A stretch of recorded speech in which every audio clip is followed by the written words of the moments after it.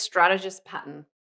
So, what we know about the strategist pattern, for them, their highest drive is that drive to exert influence on people and events. So, naturally, they're going to be self driven, self motivated, and they want to put their mark on their idea. They're going to be a little bit more reserved and introspective. We typically find them quite analytical. And for them, when they're working, it is all about the task. So, they're very task orientated. They want to get into work, get into their role. So, they don't want too much fluff or chit chat. They really want to make sure they can get in and get the job done to a high quality.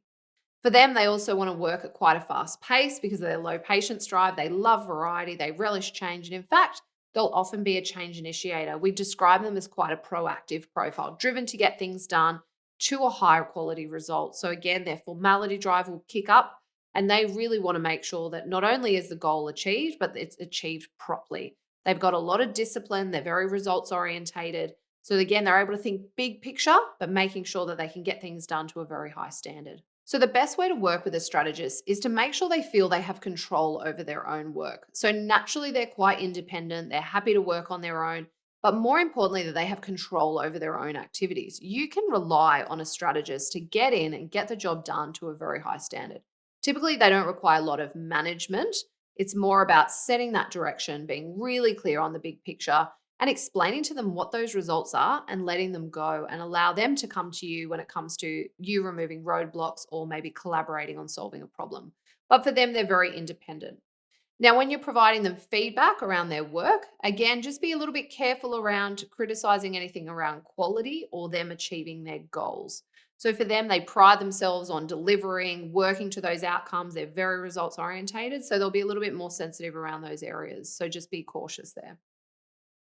For those strategists, again, results orientated, quite innovative. They're able to think big picture, but whilst quite open to risk, they're going to analyze that risk. So they're great to work with if you do have quite a risky idea that you want to brainstorm. They'll be quite excited by that new idea, but they'll able to bring in their little bit of break in their profile to analyze and have a look at, well, what are those risks associated and what do we need to be aware of? Maybe we hadn't thought of. So they're great to collaborate or brainstorm around risk activities in the business. When coaching a strategist, it's important that you keep things really around the task or the work at hand. They don't want to be a part of any office politics, so best not to bring them into any of that. They don't really want a bar of it anyway.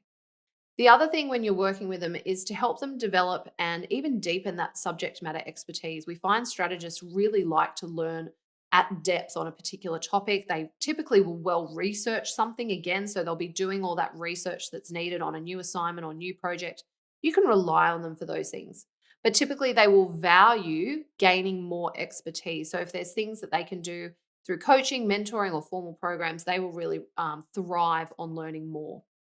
And lastly, for them, it's important that they share their knowledge with others in the team. So if you're coaching them, encourage them to mentor others because they typically will have gained lots of expertise, and that expertise is great to be shared across the business. So hopefully this has given you a good overview of working with a strategist.